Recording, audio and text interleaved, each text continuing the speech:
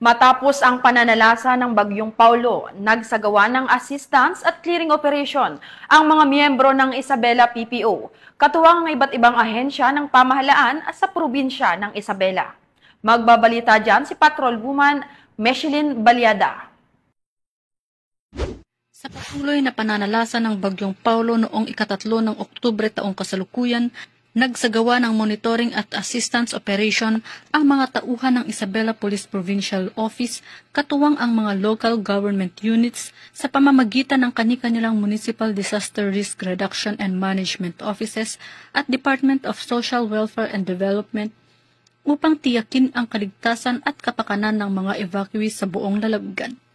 Layunin ng naturang aktibidad na mapanatili ang kapayapaan at kaayusan sa mga evacuation centers, magsagawa ng rescue operation para sa mga pamilyang naninirahan sa mababang lugar, at ipatupad ang mga polisiya sa kaligtasan sa gitna ng matinding sama ng panahon.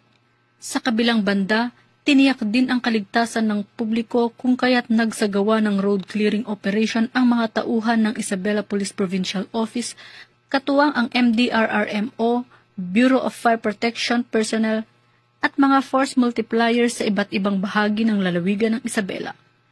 Ang operasyon ay isinagawa bilang tugon sa malakas na hangin at matinding pag-ulan na nagdulot ng mga nakahambalang na natumbang puno at iba pang sagabal sa mga pangunahing kalsada at pambansang lansangan. Layunin nito na maibalik ang kalinisan at kaluwangan ng mga lansangan upang masiguro ang kaligtasan ng mga motorista at mamamayan. Gayon din ay mapabuti ang daloy ng trapiko at mapabilis ang paggalaw ng mga emergency responders. Patuloy naman ang mahigpit na koordinasyon ng Isabela PPO sa mga lokal na pamahalaan at iba pang ahensya ng gobyerno upang matiyak ang mabilis na pagtugon ng mga insidente dulot ng masamang panahon. Mula dito sa Lambak ng Cagayan, ako ang inyong PNN correspondent, Patrol Woman Balyada, alagad ng batas, tagataguyod ng Balitang Pulis.